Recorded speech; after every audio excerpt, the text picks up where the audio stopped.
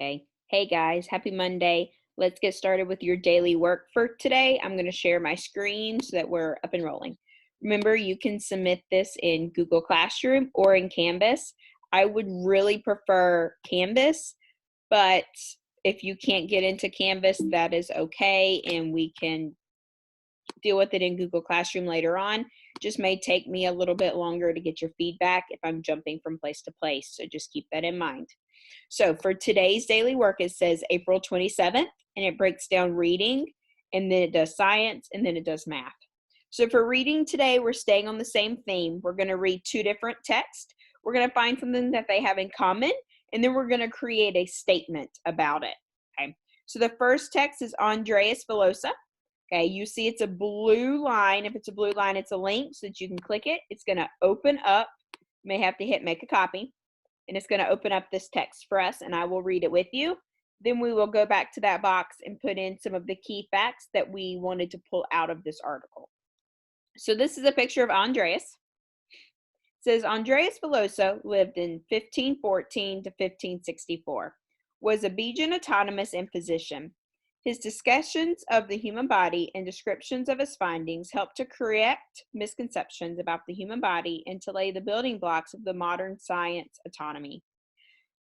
Velleius was born in Brudos in December 1514, the son of a celebrated apothecary, which is a person who prepared and sold medicines or drugs. So we would call them today a pharmacist. Okay.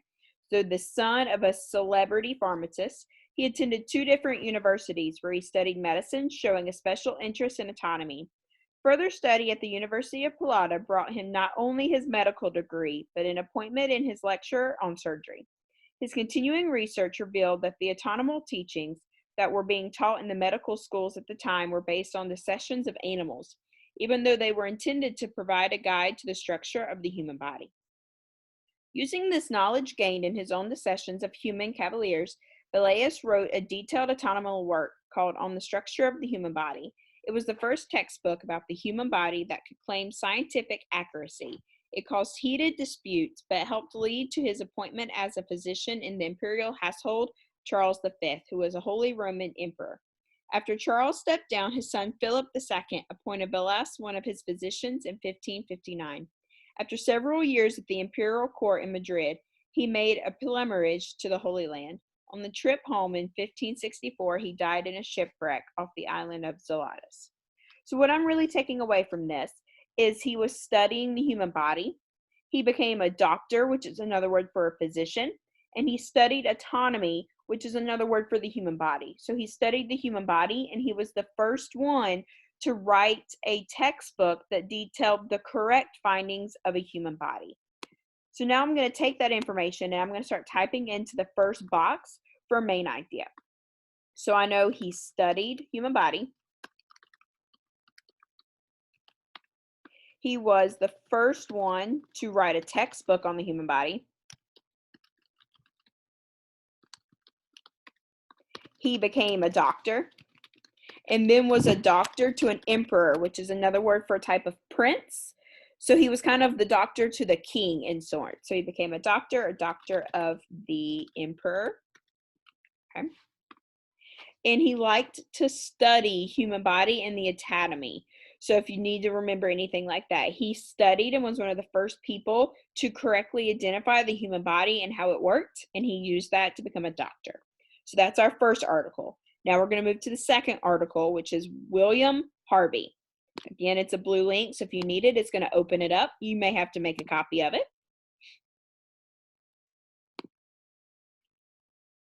Beautiful. I'm going to give it a second just to load. William Harvey. William Harvey was an English medical doctor. He was born in Folkestones, Kent, England on 1 April 1573. He was the first to explain how blood was moved through the body by the heart. He died on June 3rd, 1657 in Ramphampton. A hospital in Ashford, Kent is named after Harvey. He went to the King's School, Tranberry, and then Gobill and Kansas College, Cambridge. He then went to a University of Pallada, where he graduated in 1602.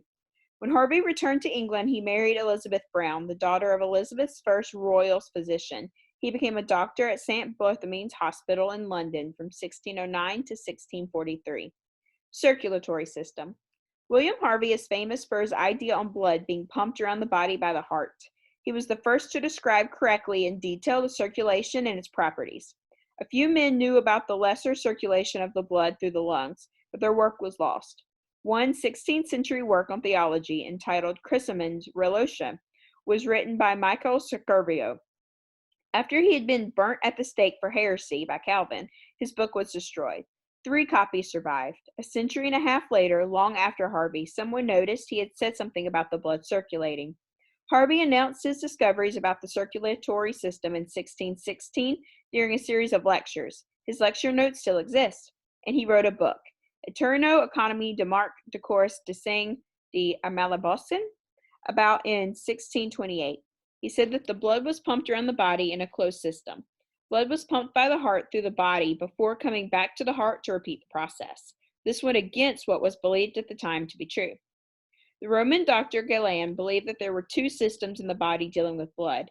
It was thought at the time that the dark red blood in the veins came from the liver, and the bright red blood in the arteries came from the heart.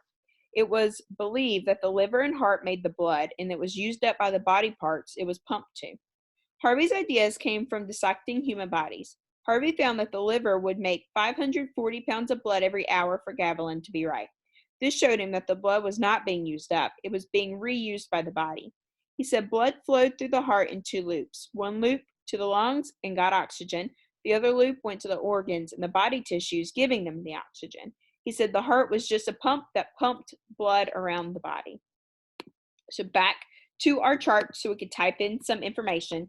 He also was studying the human body, but he didn't just study the human body on how it was shaped. He studied the blood and how the blood moved through the body. So he studied blood and how it moved through the body. Okay. He also wrote a book. So he wrote a book about the heart and blood systems. Okay. He was the first to make this discovery in his time.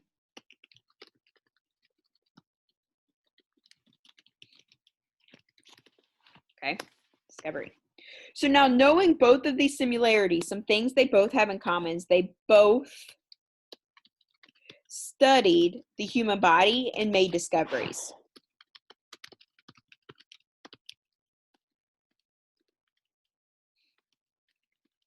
Okay. Then they both wrote books, if I can spell today.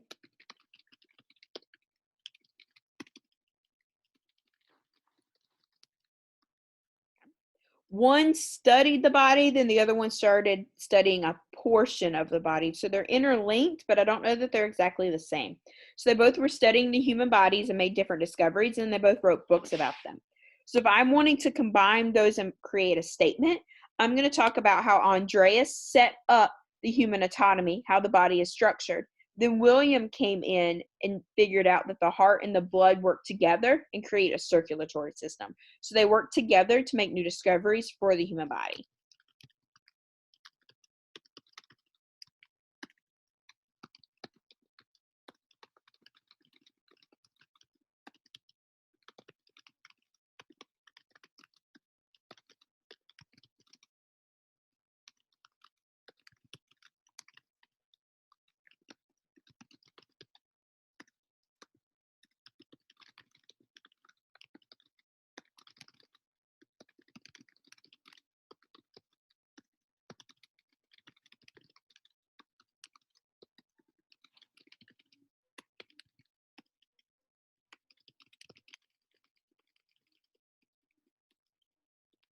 Okay, so I have Andreas studied the human body and how it was designed with different organs, where years later, William studied the body using that information and found out that the heart pumps blood to the lungs throughout the body. So now it's just your comprehension extra ticket questions. The first one, based on the selection William Harvey, what detail explains Harvey's theory about blood being reused? So I'm looking for a detail. Harvey found that the liver would have to make 540 pounds of blood every hour. Okay, that is a detail, but I don't know that that's a detail that explains blood was being used. That's a detail that was explaining why the other guy was wrong. B, Harvey's idea came from dissecting human bodies. He did dissect human bodies, not while people were living, after they were deceased, to make these discoveries. Maybe. He said blood flowed through the heart in two loops. One loop went to the lungs and got oxygen. The other loop went to the organs and the body tissues, giving them the oxygen. Okay, that is a detail, but it's explaining why the blood would be reused. So maybe. D, the dark red blood in the veins came from the liver, and the bright red blood in the arteries came from the heart. That was not a detail about the blood being reused. A and D are both details from the other guy that they used to believe was true. So A and D are false. They're not right. So now it's between B and C. Which one would be a better answer? So when I'm thinking about details, I want to go with which one has the more details in the sentence. Harvey's idea came from dissected human bodies is fairly short. C, he said blood flowed through the heart in two loops. One loop went to the lungs and got oxygen.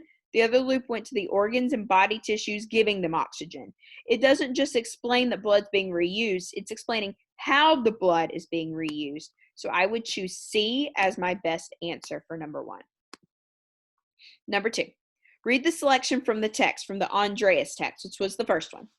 His dissections of the human body and description of his findings helped to correct misconceptions about the human body and to lay the building blocks of the modern science of autonomy.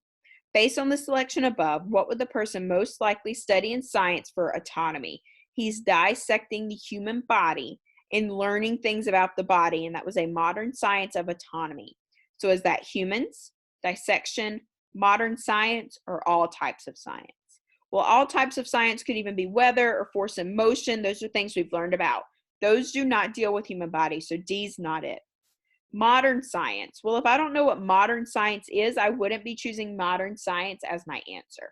So it's either going to be humans or dissections. So if I'm studying it, am I studying the human body or am I studying a dissection?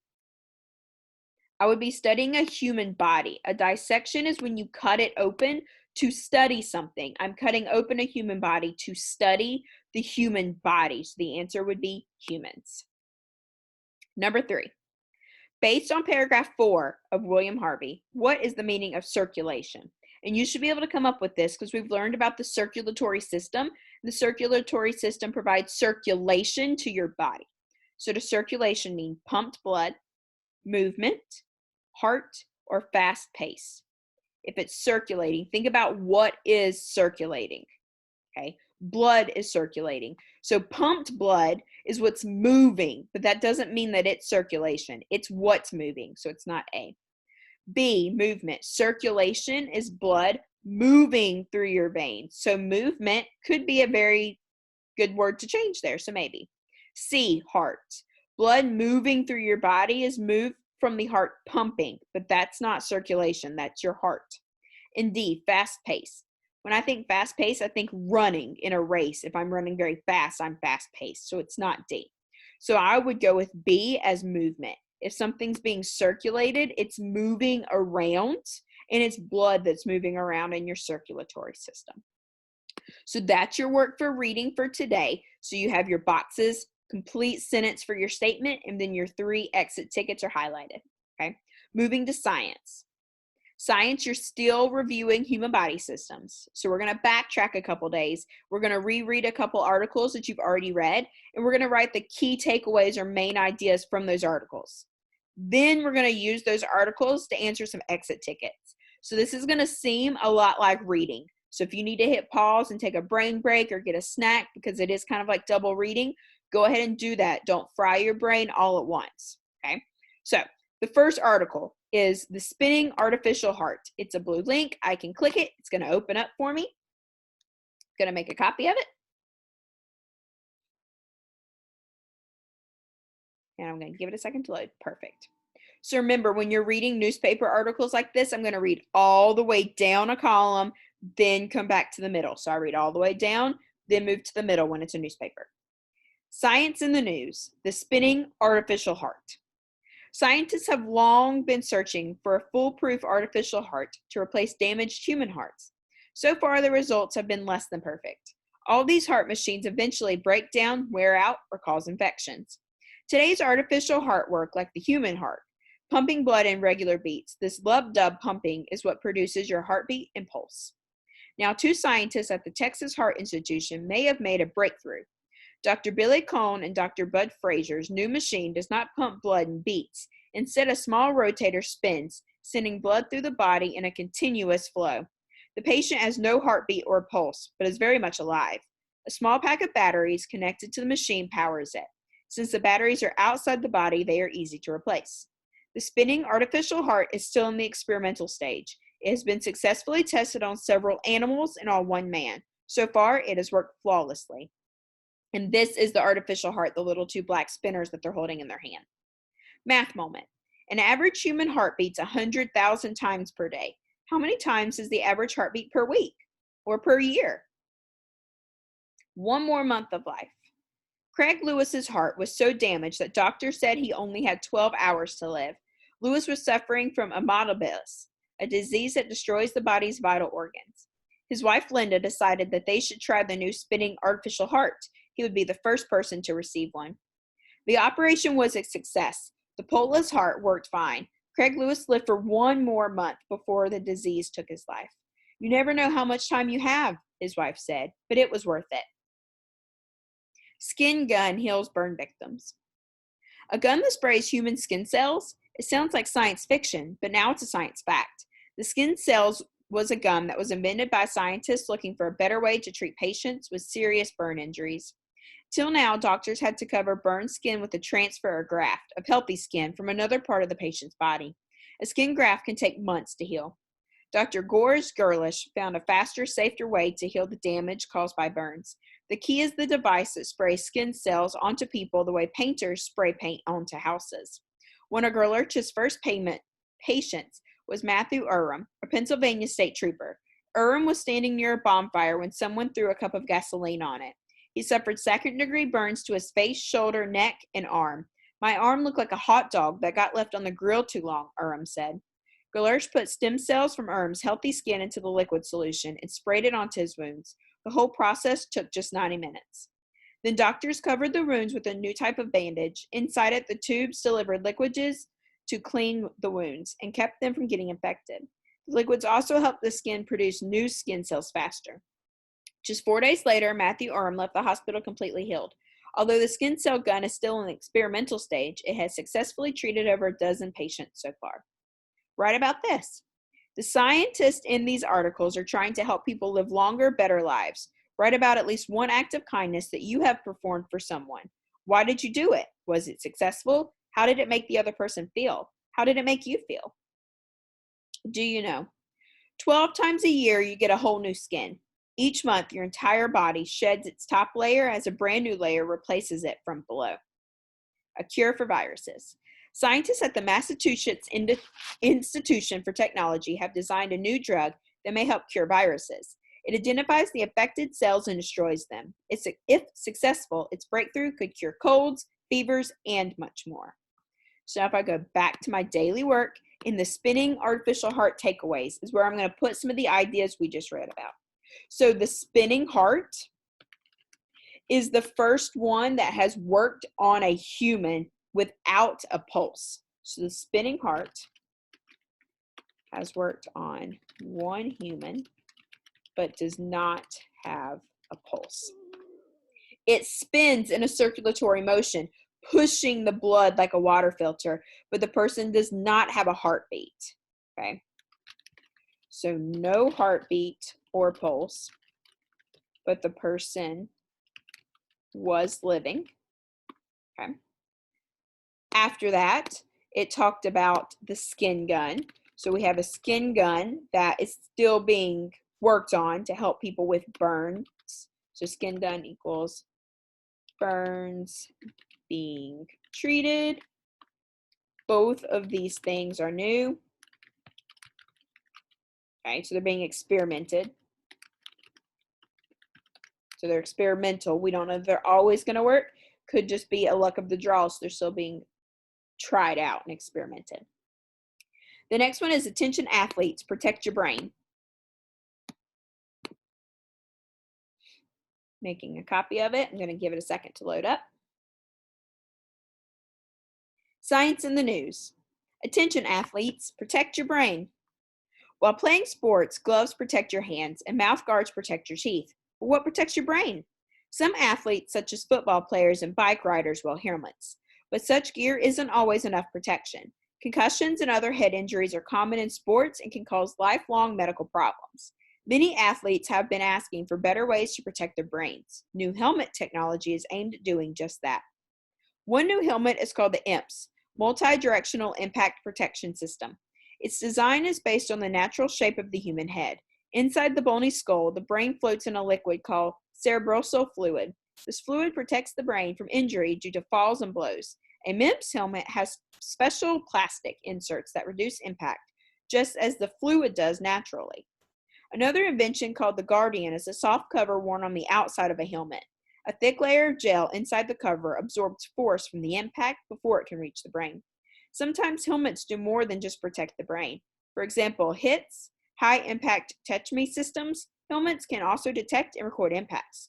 Coaches can monitor this information from the sidelines. A player who receives a blow from the head can be taken out of the game and examined by a doctor. Many college football teams already use this technology. No helmet is perfect, but these new technologies will help protect players and their most valuable assets, their brain. Mind control and robotic arms. It may sound like science fiction, but it's science fact. A new invention lets people use their minds to control robots. A human brain is made up of millions of cells called the neurons. These cells send signals down the spinal cord and tell the limbs how to move. If anything interrupts these signals, a person may not be able to move his or her arms or legs, even if the brain is working just fine. This can happen if a spinal cord is injured in a severe accident.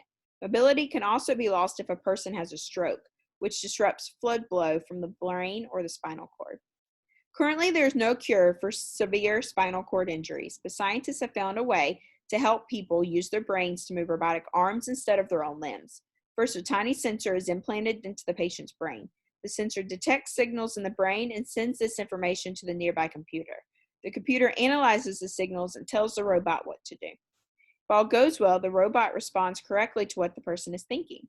Scientists are hoping that this new technology will help other patients who have spinal cord injuries. It could truly change people's lives. So back to our daily work so I can type in some information for Athletes Protect Your Brain. This one is about the brain and how it works and how we need to protect it. So we're talking about the brain and how it works. There is fluid around the brain to help with you falling. So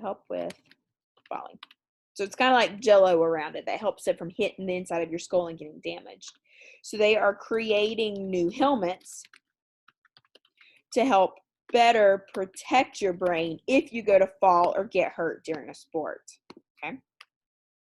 Then the next thing we wrote about was how the brain can work to move a robot, that they place sensors in your brain to help you move your arms and your legs if done correctly. Okay. So now we would be moving to our exit tickets for the day. Based on the selection, the spinning artificial heart, which was the first one we read, which detail supports the claim that the scientists are trying to help people live longer, better lives? So I'm looking for a detail that proves that they're trying to help people live longer, better lives. Dr. Phil Call and Dr. Bud Fraser's new machine does not put blood in beats. Instead, a smaller rotator spins, sending blood through the body in a continuous flow. So that's giving me details on the artificial heart. B, all these heart machines eventually break down, wear out, and cause infection. It is not going to be B. So if something's breaking down, wearing out, or it's causing infection, that would cause you to get sick. If I get sick, I cannot live a longer, better life. So B's not right. C, today's artificial heart works like a human heart, pumping the blood in regular beats. Okay.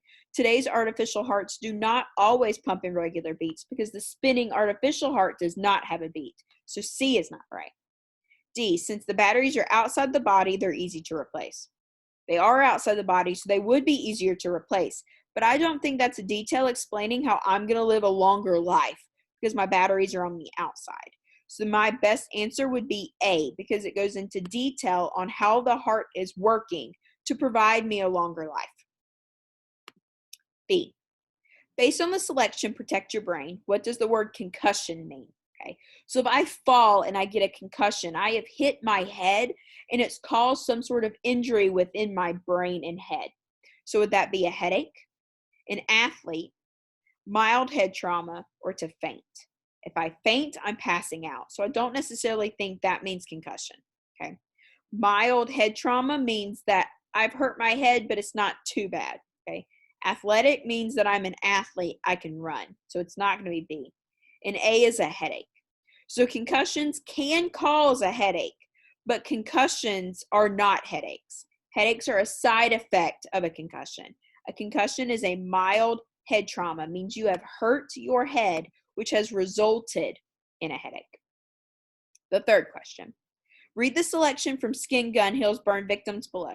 My arm looked like a hot dog that got left on the grill too long, Urim said. What did Urim mean by this statement? So if I take a hot dog that's normally pink and if I leave it on the grill too long, it starts to turn what color?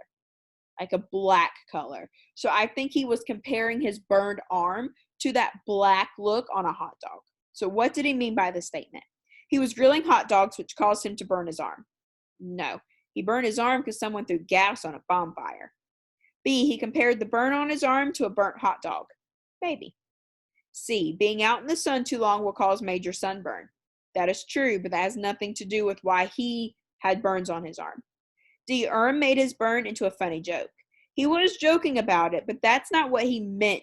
He meant to compare his burn to a burnt hot dog so that you could understand what it would look like. So B would be the answer. So now we've done reading and science. We're moving into math. Math, we are still practicing with the metric system, which was King Henry died unusually drinking chocolate milk. And we've been using that to save some problems. So there's 4 questions here that we're going to answer, and then you have your memory jogger. So question 1. John rode 2 kilometers on his bike. His sister Sally rode 3,000 meters on her bike. Who rode the furthest? How much further did they ride? Okay, so the question mark, the first one it wants to know is who went farther, okay? Then the second part of the question is how much farther, because it says then how much farther did they go? So who went the farthest, and then how much farther did they go? Some key information that I need to know is John was on his bike, and he rode 2 kilometers, okay? Where his sister Sally was on her bike, and she rode 3,000 meters.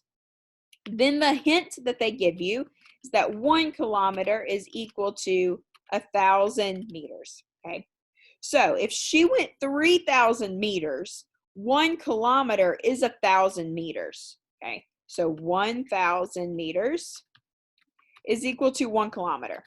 So then that means 2,000 meters would be equal to 2 kilometers. Which then means 3,000 meters, which is how far the sister rode, would equal 3 kilometers. So I'm going to go back up here to Sally rode 3,000 meters, and I'm going to put that equals 3 kilometers. Because now John rode 2 kilometers, and Sally rode 3 kilometers. So who rode further? Sally did. How much further? Well, what is 3 minus 2? 1. So she rode 1 kilometer further. So I'm going to take my answers and I'm going to highlight them so that they're easy to see. So Sally went further and she went 1 kilometer further. Then we're done with number 1. Moving over to the next one. Jessica is measuring 2 line segments. The first line segment is 30 centimeters long. The second line segment is 500 millimeters long. How long are the 2 line segments together? And they want the answer in centimeters. So the question wants to know how long they are together. So if I'm putting them together, I know I need to add. And my answer needs to be in centimeters. Okay. The first line segment is 30 centimeters long. And my answer needs to be in centimeters. So that's perfect. I'm going to do nothing to it. The second one is 500 millimeters long. So I need to change that to centimeters. And the hint that it told me was that 1 centimeter was equal to 10 millimeters. Millimeters are much smaller than centimeters. So millimeter to centimeter, small to large. I'm getting longer, which means the line, which would mean to divide. Okay, so we now need to do 500 divided by 10. 500 divided by 10 equals 50. So the second one equaled 50 centimeters, and I want to put them together.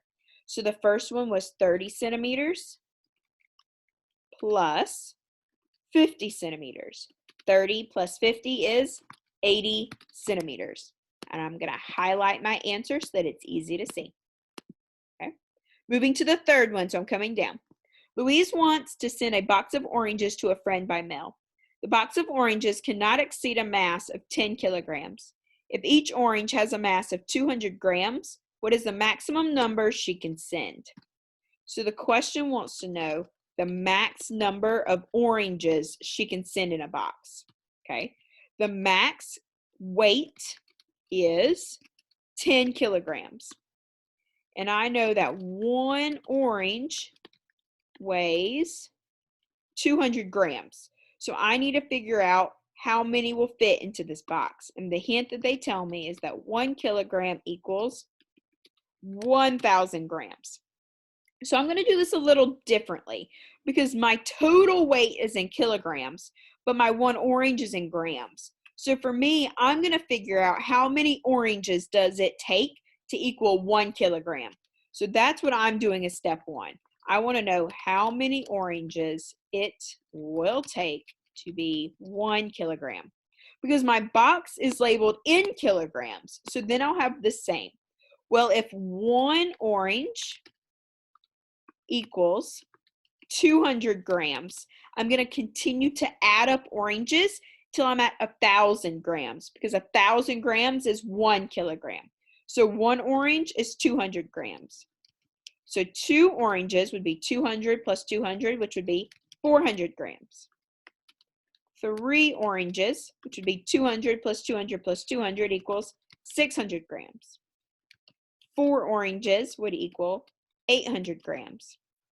5 oranges would equal 1,000 grams. 1,000 grams equals 1 kilogram. So I'm there. 1 kilogram is 5 oranges.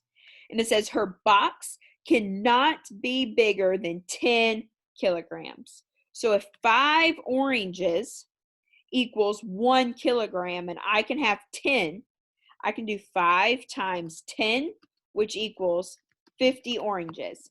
So she can put up to 50 oranges in her box before it is too heavy to be mailed. Moving to the last question. Walt grew 10 centimeters in 1 year.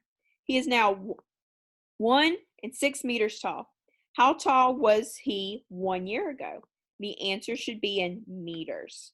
So I want to know how tall he was last year, because it says 1 year ago. How tall was he last year? I need to answer in meters. Okay. He grew 10 centimeters in 1 year. He is now 1.6 meters tall. And the hint that it gives me is that 1 meter is equal to 100 centimeters. So I'm wanting to know how tall he was last year. So I don't want to know how much he grew. I'm going to be subtracting what he grew out. So this is a subtraction problem. Okay. So first thing I need to do is make sure everything is in the same. So if he's now 1 and 6/10 meters tall, and it says 1 meter is equal to 100 centimeters, I'm going to take 1.6 meters and I'm going to multiply it by 100. That's going to turn his total into centimeters. Okay. So 1 times 100 is 100. 6/10 times 100 is going to turn into 160 centimeters. So he's 100 centimeters tall right now. Last year, he grew 10 centimeters, and I said we'd have to subtract to see how tall he was when he was littler then.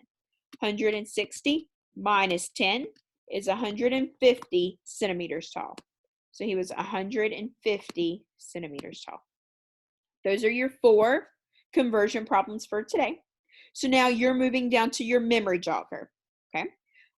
I will do part of your memory jogger with you, but I will not do all of these problems because these are all review problems. You should be able to walk your way through them at this point, okay? So I will go through problem A and problem C. You will still be responsible for doing B, which is conversions, and D, which is going to be dealing with decimals, okay? Problem A. Two students used the same 5 digits to make 2 different numbers. Adam's number was 28,640. Matt's number was 60,482. Circle true or false for each statement. Okay. The question says the 4 in Matt's number is 1/10 the value of the 4 in Adam's number. And is that true or false? So they're saying Matt's number is 1/10 Adam's number. And we're looking at the 4. So the first thing I'm going to do is put their numbers down. So Matt's number was 60,482. Adam's number was 28,640. And we're talking about the 4. So I'm going to come in and highlight the 4 in each number so that it's easy to see. Then I'm going to go in and write what place value that is. So in Matt's number, 2 is 1's place, 8's the 10's place, so the 4 would be the hundreds place. Adam's number, the 0 is the 1's place, so the 4 would be the 10's place. So Matt's number is 10 times bigger because hundreds is bigger than 10's. The question says Matt's number is 1/10. 1/10 means it would be smaller, but Matt's number is actually larger. So the answer would be false. And I'm going to highlight it. I'm going to highlight it in orange just so it's a different color. Now I'm going to move to the second problem. The 8, oh, hold on, let me turn my highlight off. The 8 in Adam's number is 100 times the value of the 8 in Matt's number. So now we're saying Adam's number is 100 times Matt's number. And we're dealing with the 8, okay? Adam came first, so I'm going to put Adam's number first this time, which was 28,640. Then I'm going to put Matt's number, which was 60,482. Now I'm going to highlight the 8's in both numbers so they're easy to see. And we're going to figure out what place value they are in. So for Adam, the 0 is the 1's place, 4 is 10's, 6 is hundreds, so 8 would be the 1,000's place or the thousands. Okay. Matt's number, 2 is the 1's, 8 is the 10's place. Okay. So now I want to figure out if it's 100 times that size. So I'm going to start in the 10's. To get to the hundreds place would be times 10. To go from the hundreds place to the thousands place would be another times 10. So we moved 1 times 10, 2 times 10. 10 times 10 equals 100. So it is 100 times bigger. This answer is true. Okay. Now down to problem C. Remember, you are responsible for doing the B and D on your own. C, circle the true statements. 3/2 times 1. Is that less than 1, equal to 1, or greater than 1? So 3/2 times 1.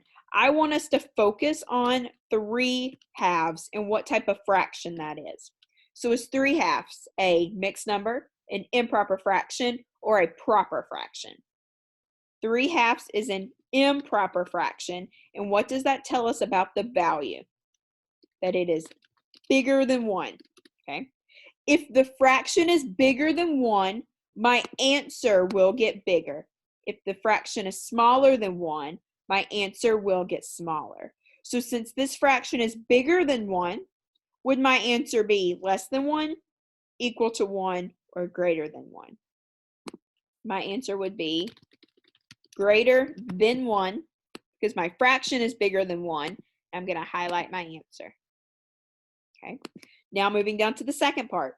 Circle the problems that have a product less than 4. So I'm looking for something less than 4. So the question is less than 4, which means it is smaller than 4. Okay. So we're using the same concept. If a fraction is smaller than 1, my answer gets smaller. If my fraction is bigger than 1, my answer gets bigger. So the first one is 4 times 7/8. 7/8 is a proper fraction. That means it is smaller than 1. So this answer is going to get smaller than the number it's multiplied. So the answer will be less than 4. So the first answer I'm going to put down here is 4 times 7/8 because yes, it will be smaller than 4. My next one is 6/4. 6/4 is an improper fraction, which means it is bigger than 1, which means the answer will be bigger than what it's multiplied by. So it is not an answer. Next one, 4 times 1 1/8. 1 1/8 is a mixed number, which means its value is bigger than 1. So the answer would be bigger than what it's multiplied by. So this would not be an answer. And the last one, 4 times 1/2. 1/2 is a proper fraction, which means it is smaller than 1. So if it's being multiplied by something smaller than 1, its answer will get smaller. So 4 7/8 and 4 times 1/2 both would get smaller. Now remember, if I just went through those fractions and you're still struggling, you can always put a 1 underneath the whole number and multiply both of those fractions straight across, and then simplify your answer and see if it's less than 4. You're looking for answers that would be smaller than 4. Now you're responsible for doing B and D on your own, so do not submit your work until you have an answer for problem B and problem D so that I can see you tried something on your own so I can provide feedback. Okay? If you need me, I'm available to you. You can comment on your page, you can text, you can call. Just let me know. Make sure you submit your work for today.